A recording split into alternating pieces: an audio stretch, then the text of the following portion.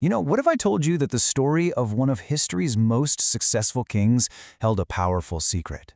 Not just about how to build a kingdom, but about how fast it can all come crashing down. Let's dive into this incredible story of power, pride, and a lesson that is just as real for us today as it was thousands of years ago. Right here, this one sentence from the Bible, this is the key to the whole thing. As long as he sought the Lord, God gave him success. It's almost like a formula, It defines his entire rise and his fall.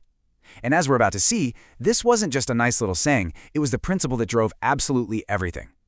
So the king we're talking about was named Uzziah. And get this, he took the throne when he was just 16 years old. A teenager in charge of an entire nation. And he became unbelievably powerful. So the real question is, how did he do it? And maybe even more important, where did it all go so wrong? Okay, let's start at the very beginning with Uzziah's early years. This first part of his story is all about how having a humble heart became the foundation for a truly successful kingdom. See, this is what's so interesting. Uzziah's greatest strength wasn't that he was a king or that he was a brilliant military strategist. No, his real power, his secret weapon, was that he depended on God. He was willing to listen to his mentor, Zechariah, and he genuinely sought God's guidance. That humility was everything. And wow, look at the results of that dependence. This wasn't just some abstract spiritual thing. It led to tangible, real-world victories. Because he sought God, he won critical battles, he had the wisdom to rebuild and fortify entire cities, and he even got insight to develop new military technology. His fame spread everywhere. By every measure, he was on top of the world. So how does this ancient story connect to our lives today? Well, it suggests that what we so often chase, money, fame, power, isn't really true success. Instead, a life that's filled with peace and wisdom and real purpose, that comes from being rooted in something much bigger than ourselves. Okay, so how can we actually apply this? Uzziah's early years give us a pretty clear roadmap, right? 4 simple steps. Make time with God a daily priority. Ask for his guidance before making big decisions, stay humble and teachable, and depend on God's strength more than your own.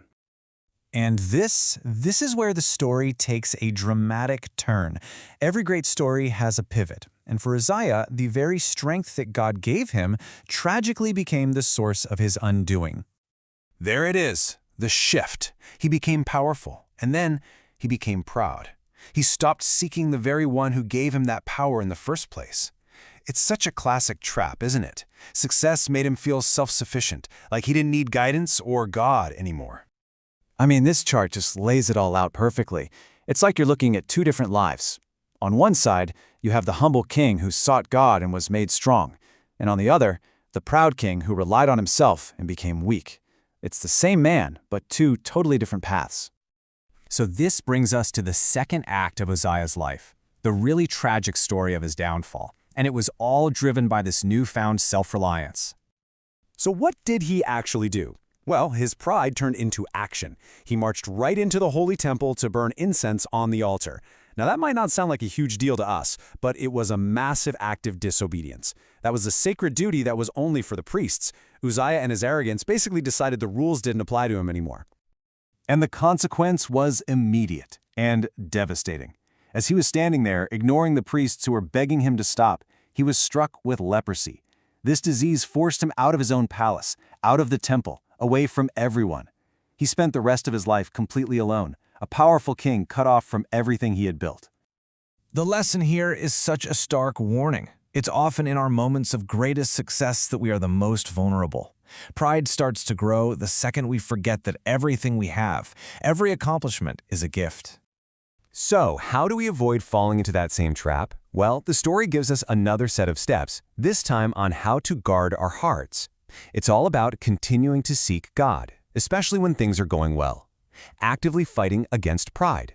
Remembering that obedience is more important than achievement, and just staying humble and grateful. All right, we've covered a lot of ground in this king's life story. It's a real roller coaster. But if we had to boil it all down to its absolute core, what's the one thing we really need to take away from all this?